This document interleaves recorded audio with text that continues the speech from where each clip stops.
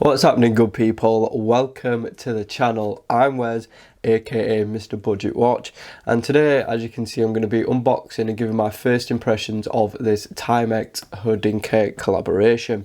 Now, I did actually win this on an Instagram giveaway. I never win anything, so I was really shocked when I actually won, and it just arrived yesterday. So I thought, do you know what? I'll save it and I'll do an unboxing on this channel.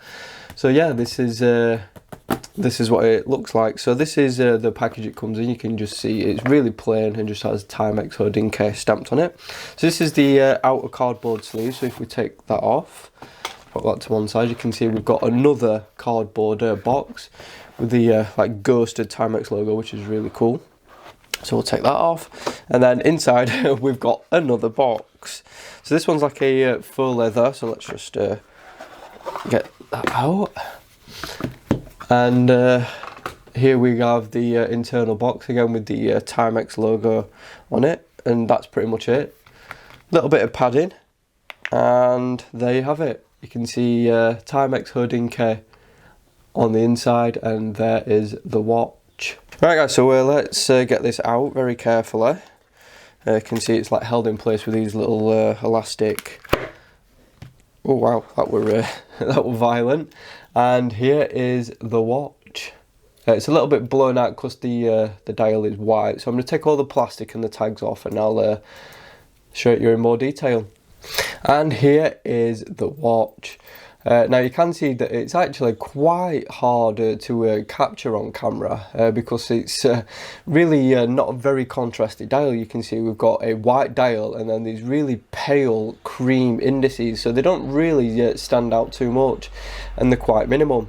So we've got a steel bezel which is brushed, which looks very nice. We've got some brushing on the top mixed with some high polish, and I really do love this case shape. I think it's so cool.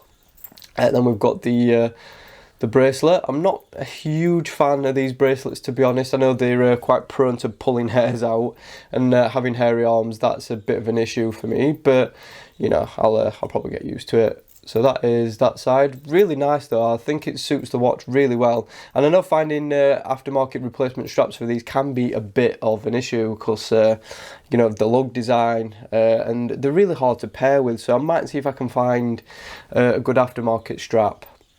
So you can see we've got the Timex Q style hands with the sort of Mercedes shape but without the actual lines in it, and then we've got a fence post and then a little red second hand just for a nice pop of colour.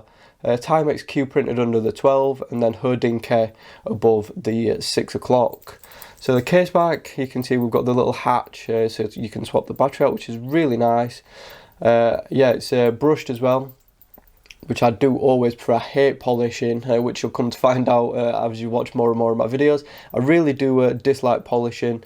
So yeah, I think I might swap this out. I might try it though, just to for this review, and then if I decide to keep this watch, which I probably will because I really like it, then I'll look for probably a nice leather strap. I think a brown one would probably contrast really well against that dial. So yeah, weight wise it feels pretty good. I do like the crystal as well. You can see it does stick out above the bezel, just to give it again that little vintage. I think it's probably an acrylic crystal, and it is domed as well, which is really nice. It doesn't look like it's got any AR coating though, which could be a potential issue in bright light. But yeah, all in all, I'm a big fan of the design. It's really clean. It's definitely one of my favourite iterations of the Q Revival series.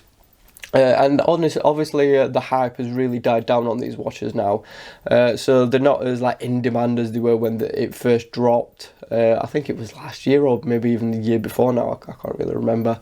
I'll pop it on screen when they were first released, but yeah, definitely a big fan. So what I'm going to do now is just well, size it up, get the rest of the plastic off, and show you what it looks like on wrist.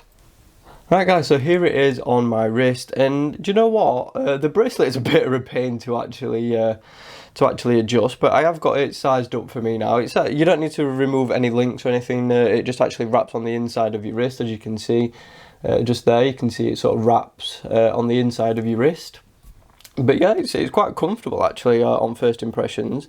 I've not got it overly tight, but it's not loose either, so it's not wobbling around. But yeah, it's a really comfortable watch actually. I think Timex have done a great job with it. The bracelet definitely helps, and so does the case style as well. So the review for this will be coming in around 5 days to a week. So I'm going to be wearing it every single day. So yeah, definitely liking it so far. I must admit. Yeah, there are a couple of things. I wish the the indices contrasted a little bit more against the dial, but other than that, I'm definitely a fan so far. So that is pretty much it. Definitely hit that subscribe button if you want to check out that review. I've also done a comparison between the Pagani and this Benyar.